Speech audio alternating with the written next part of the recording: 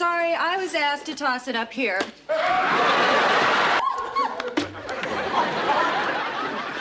How much you need, Dan? $5,000. I'll give it to you.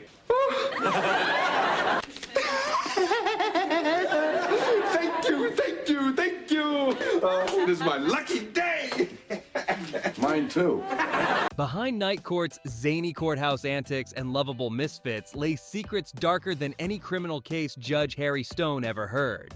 Not something you really do in a courtroom. While America laughed at the courtroom chaos, real-life horrors of addiction, violence, and systematic abuse were destroying lives just off camera. 1. The suicide that almost ended everything. What viewers never knew was that Night Court's third season nearly ended when a main cast member attempted suicide in their dressing room during a live taping. The actor, overwhelmed by sudden fame and personal demons, was found unconscious by a makeup artist who had come to touch up their appearance between scenes. Paramedics rushed to the studio while audiences waited in confusion, told only that there was a technical delay. NBC executives immediately implemented a media blackout, threatening jobs if anyone leaked the story. The cast was devastated, finally understanding that their colleagues' on-screen cheerfulness had been masking severe depression for months. Production shut down for 2 weeks while the actor received psychiatric treatment, but NBC told the press it was for script rewrites. When filming resumed, everyone walked on eggshells, afraid their comedy was literally killing someone. The laugh track continued, but cast members knew they were performing over a foundation of hidden tragedy that could have destroyed everything. 2. Harry Anderson's magic trick addiction. Harry Anderson's obsession with magic tricks became a pathological compulsion that disrupted every aspect of production. Cast members revealed he couldn't have normal conversations without performing card tricks or coin vanishes, treating every interaction like an audience that needed entertaining.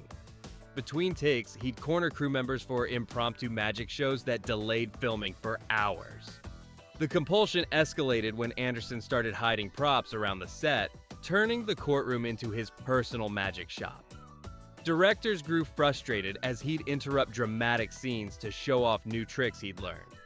The breaking point came when Anderson performed an elaborate illusion during a serious cast meeting about script changes, causing John Larroquette to storm out in disgust. Psychology experts later suggested that Anderson's magic addiction stemmed from deep insecurity about his acting abilities, needing constant validation through amazement. His fellow actors began avoiding him outside of required scenes, exhausted by his relentless need to perform magic for any human interaction. 3. John Larroquette's alcoholism destroying the set. John Larroquette's drinking problem turned Night Court's set into a daily nightmare that everyone pretended not to see. Cast members later revealed that Larroquette would arrive to work already intoxicated, hiding bottles throughout the courthouse set for continuous drinking during filming. His Emmy-winning performances as Dan Fielding masked the reality that he was barely functional, slurring lines and stumbling through scenes. The most terrifying incident occurred when Larroquette, completely drunk, physically threatened a young script supervisor who had asked him to lower his voice. Security guards had to restrain him while he screamed obscenities that horrified the studio audience. NBC executives covered up multiple incidents where Larroquette passed out during tapings, telling audiences there were technical difficulties. His co-stars walked on eggshells, never knowing if they'd encounter the charming actor or the violent drunk. Despite winning 4 consecutive Emmys, Larroquette's alcoholism was destroying his relationships and nearly killed the show's family atmosphere everyone desperately tried to maintain. The sexual harassment scandal CBS buried behind Night Court's progressive comedy lurked a systematic sexual harassment operation that destroyed multiple women's careers. A former NBC executive later confessed that the show's popularity was used as bait to lure young actresses into compromising situations with powerful men. Female guest stars were routinely invited to private script readings that were actually opportunities for harassment and assault. The most devastating case involved a recurring actress who was told her character would be written out unless she submitted to an executive's demands. When she refused and threatened to go public, she was immediately fired and blacklisted from all NBC productions. Multiple women came forward years later, describing a culture where harassment was so normalized that complaining meant career suicide. The network's legal team assembled a war chest specifically to silence victims through intimidation and non-disclosure agreements. Court documents sealed for decades reveal that NBC paid millions in secret settlements, while the perpetrators received promotions and continued access to vulnerable actresses. 5. Richard Mauls' violent breakdown. Richard Mauls' gentle giant persona as Bull Shannon concealed a psychological breakdown that terrified everyone on set. During season 5, cast members noticed Mauls' behavior becoming increasingly erratic and aggressive, completely opposite to his lovable character. The breaking point came during a routine rehearsal when Maul exploded into a violent rage over a minor script change, throwing chairs and screaming threats that left the entire cast frozen in fear. Harry Anderson later described it as watching Jekyll become Hyde in real time. The most chilling moment occurred when Maul cornered a young production assistant in a hallway, his massive frame blocking any escape while he ranted incoherently about conspiracies against him. Security guards struggled to restrain the 6 feet 8 inches actor, who seemed to possess inhuman strength during his episode. NBC immediately hospitalized Maul under the guise of exhaustion, but medical records later revealed he'd suffered a complete psychotic break. When he returned weeks later, heavily medicated, his co-stars were afraid to be alone with him, fundamentally changing the show's family dynamic forever. 6. The Cocaine Ring. Operating on Set Night Court's courthouse set became the headquarters for a sophisticated drug-dealing operation that reached the highest levels of NBC.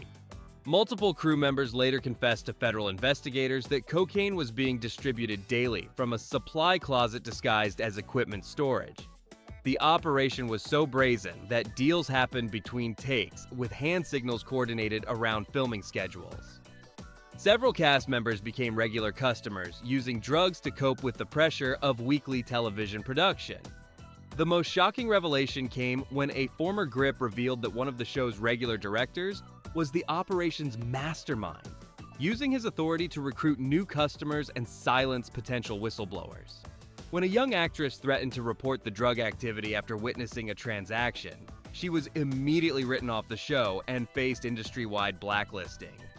A DEA investigation was mysteriously dropped when NBC executives intervened through political connections, ensuring the drug ring continued operating until the show's final season without any arrests or prosecutions. 7. Markie Post's casting couch horror story. Markie Post's addition to Night Court as Christine Sullivan came at a price that haunted her for decades. Industry insiders later revealed that Post endured systematic sexual exploitation from a powerful NBC executive who controlled casting decisions for the show's female roles. The executive, known throughout Hollywood for his predatory behavior, made Post's audition process a nightmare of inappropriate demands and sexual coercion. When Post initially refused his advances, she was told her career in television was over before it started. Desperate for the breakthrough role, she submitted to his demands while secretly documenting the abuse through hidden recordings. The executive's behavior escalated throughout her tenure on the show, using his power to make her life miserable whenever she resisted his continued harassment. Post's silence was bought through a combination of career threats and substantial payments that were disguised as consulting fees in NBC's accounting records. When she finally spoke out years later, the statute of limitations had expired, leaving her without legal recourse while her abuser had retired with full honors and benefits. 8. The real reason Charles Robinson left. Charles Robinson's departure from Night Court wasn't a creative decision. It was the result of relentless racial harassment that NBC deliberately ignored. Behind the scenes, Robinson faced daily humiliation from crew members who made racist jokes and comments that were dismissed as harmless ribbing. The harassment escalated when someone began leaving racist materials in his dressing room, including offensive cartoons and threatening notes. When Robinson complained to producers, he was told to develop thicker skin and that making waves would hurt his career prospects. The final straw came when a crew member used a racial slur directly to Robinson's face during a heated moment, causing Robinson to physically confront his tormentor. Instead of disciplining the racist crew member, NBC executives blamed Robinson for creating workplace tension and began writing his character out of episodes. 9. The network war that split the cast.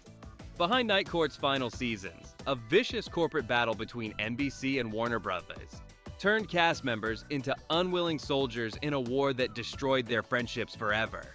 When contract negotiations exploded in Season 7, network executives began secretly approaching individual actors with competing offers designed to pit them against each other. Harry Anderson was promised his own production company if he sided with NBC against his castmates' salary demands. John Larroquette took a deal that gave him back-end profits while deliberately excluding the rest of the cast from similar arrangements. The betrayal cut deepest when cast members discovered that some of their colleagues were reporting private conversations to network executives, turning their dressing room discussions into corporate intelligence. Markie Post found herself caught between competing offers that required her to choose sides against people she considered family. The 10th, the Finale Coverup. That changed television Night Court series finale concealed a network conspiracy that fundamentally changed how television shows could end. The original final episode featured Judge Stone delivering a powerful speech about justice system reform and social inequality that NBC executives deemed too political for their corporate sponsors. When creator Reinhold Weeg refused to change the ending, NBC threatened to cancel the finale entirely and end the series on a random episode. The compromise they forced was devastating. The meaningful conclusion was replaced with harmless comedy that betrayed 8 years of character development. But the real scandal was NBC's systematic suppression of behind-the-scenes footage that documented the cast's rebellion against the network's censorship. Multiple actors refused to film the dumbed-down ending, leading to heated confrontations with executives that were secretly recorded by a sympathetic crew member. Bonus fact, the reunion conspiracy. For decades, Night Court reunion attempts were systematically sabotaged by cast members' refusal to work with each other. But the real reason was far more sinister than professional disagreements. Multiple sources revealed that several cast members had been threatened by powerful industry figures who feared a reunion would revive interest in the show's buried scandals. When Harry Anderson expressed interest in a 2000s reunion special, he received anonymous calls warning him that certain secrets should stay buried. John Larroquette, now sober and remorseful, wanted to use a reunion to apologize publicly for his past behavior, but was told by NBC lawyers that any acknowledgement of wrongdoing could reopen legal cases they'd spent millions to suppress. The most chilling revelation came from a former NBC executive who admitted that reunion talks were deliberately sabotaged because too many people with damaging information were still alive. The cast's supposed hatred for each other was actually fear of an industry that would destroy them for telling the truth about what really happened in that courthouse. The truth about Night Court proves that sometimes the real criminals were the ones running the show, not the ones being sentenced. Subscribe for more shocking revelations about your favorite classic comedies, because justice was never served for what happened behind those courthouse doors.